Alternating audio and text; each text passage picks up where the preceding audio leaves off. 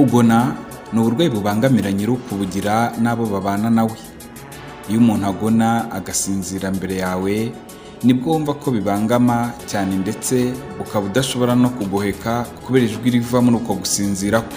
Kugona ni uburwayi nk'ubundi, akenshi ubufite nta kibazo aba afite, nta nubwo apfa kubimenya uretse kubibwirwa n'abandi. Ariko kuri bamwe hari aho bitera kubyuka bumagaye mu kanwa, bababara umutwe ndetse banafite umunaniro, ariko ibi bikagaragara kuri bake. Muri rusange kugona ni ugusohora ijwi ryumvikana mu gihe usinziriye. Iki kikaba ari ikibazo gikunze kugaragara ku bantu benshi, cyane cyane igitsina gabo. Mu mibare abagabo nibo bafurura ari benshi kurusha abagore. Hafi y'abantu bose burya barafurura. Gufurura kuri bamwe bishobora kwerekana ikibazo cy'ubuzima gikomeye bashobora kuba bafite.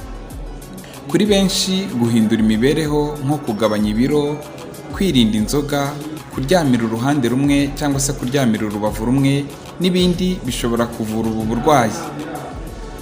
Ibimenyetso bigaragara ku muntu ufite ikibazo cyo kugona ni ibi bikurikira.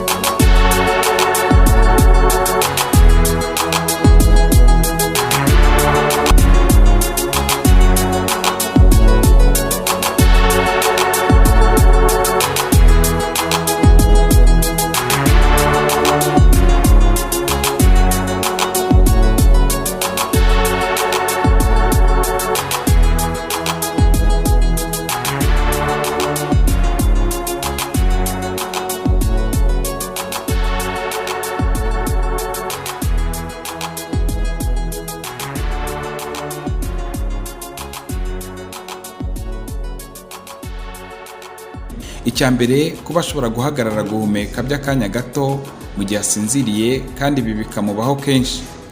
Gusinzira mu masaha y'akazi akumva afite ibitotsi rwose. Habamo kandi kubyuka ababara umutwe, kubyuka akumva ababara mu nkanka, ibyo bikaba rimwe na rimwe.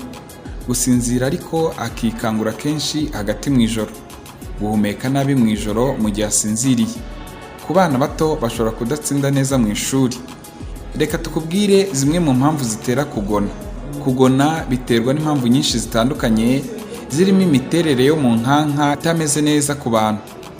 Ku bantu bamwe biterwa n'uko iyo asohora aninjiza umwuka ngo yumva mu nkanka hatameze neza.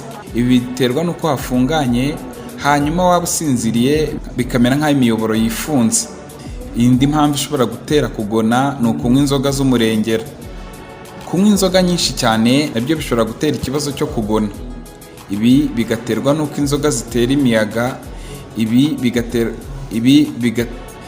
bigaterwa n'uko inzoga zitera imikaya yo mu nkanka kwirekura, bityo ikaba yafunganya umwanya w'ubuhumekero mu gihe usinziriye. Impamvu yindi ni ugufungana mu mazuru. Iyo mu mazuru hafunganye nabyo bishobora gutera iki kibazo cyo kugona. Ubundi kandi kutabona umwanya wo kuruhuka nabyo ni impamvu yatuma umuntu agona. Iyo umuntu amaze umwanya munini akora ubutaruhuka nabyo bishobora kuba intandaro yo kuba wagona. Indi mpamvu kandi ni ukuryama nabi. Kuryama ugaramye nabyo biri mu bintu bishobora gutuma imyanya y'ubuhumekero idafunguka neza, bityo ukaba wagona mu gihe waryamye ugaramye. Dore bimwe mu bintu byongera ibyago byo kuba wagona. Icya mbere, kuba uri igitsina gabo nk'uko twabibonye, burya ngo abagabo nibo bagona ku kigero kinini kurusha abagore. Icya kabiri, kuba ufite umubyibuho ukabije. Gatatu, kuba mu buryo karemano imyanya y'ubuhumekero yawe ifunganye. Kane, kuba unywa inzoga nyinshi ugasinda. Gatanu, kuba ufite uburwayi mu mazuru butuma hafungana.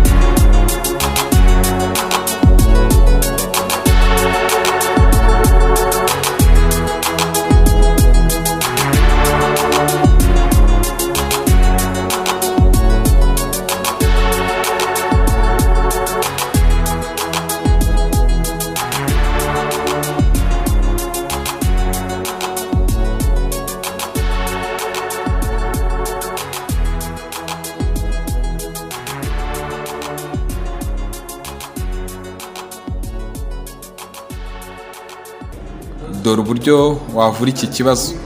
Iyo bavura kugona bibanda cyane mu guhindura imibereho ndetse no kuvura ikibitera nko kugabanya ibiro, kwirinda kunywa inzoga nyinshi, kuryamira uruhande n'ibindi. Ariko bashobora no kuvura umuntu bamuha udukoresho twabigenewe ashyira mu kanwa mu gihe aba agiye kuryama. Ashobora nanone kubagwa imyanya ifite ikibazo cy'imbere mu kanwa ikavurwa neza. Hari n'ubundi buryo butandukanye bashobora kuvuramo icyo kibazo cyo kugona. Niba ugona, dore icyo wakora. Icya mbere ni ukwirinda umubyibuho ukabije. Nk'uko twabibonye, umubyibuho ukabije ni kimwe mu bintu bituma umuntu agona. Ibi bigaterwa n'uko ibinure bifunga mu nkanka, bityo umwanya waho ukagabanuka. Ibi bikaba ari byo bitera ijwi ryumvikana mu gihe usinziriye, ari nabyo bita kugona. Icya kabiri ni ukuryamira urubavu. Kuryamira urubavu rumwe bituma umwuka winjira neza mu buhumekero, imyanya y'ubuhumekero igafunguka neza. Ibi bikaba bifasha cyane abantu bafite ikibazo cyo kugona. Icya gatatu ni ukuryama ariko umutwe wigiye hejuru. Ni ukuryama ariko ukisegura, nabyo bikaba bigaragazwa ko bituma imyanya y'ubuhumekero ifunguka neza, bityo umuntu ntagone mu gihe aba asinziriye. Icya kane ni ukwivuza indwara zo mu mazuru. Iyo amazuru afunganye nabyo biri mu bintu bitera kugona, bityo bikaba ari byiza kwivuza bene ubu burwayi hakiri kare.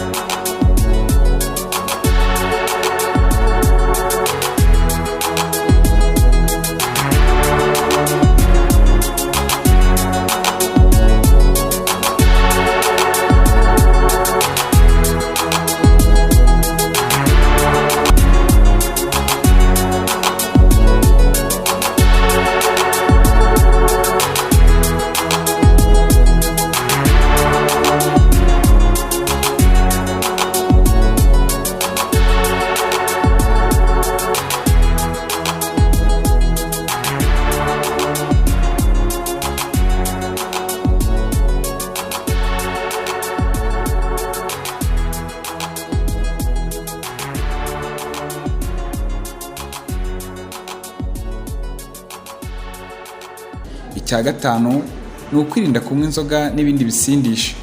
Inzoga nazo ziza ku mwanya wa mbere mu bintu bitera abantu kugona, kubera ko zituma imikaya yo mu nkanka yoroha, bityo ikaba yafunga inzira y'ubuhumekero mu gihe usinziriye. Icya gatandatu ni ukureka itabi.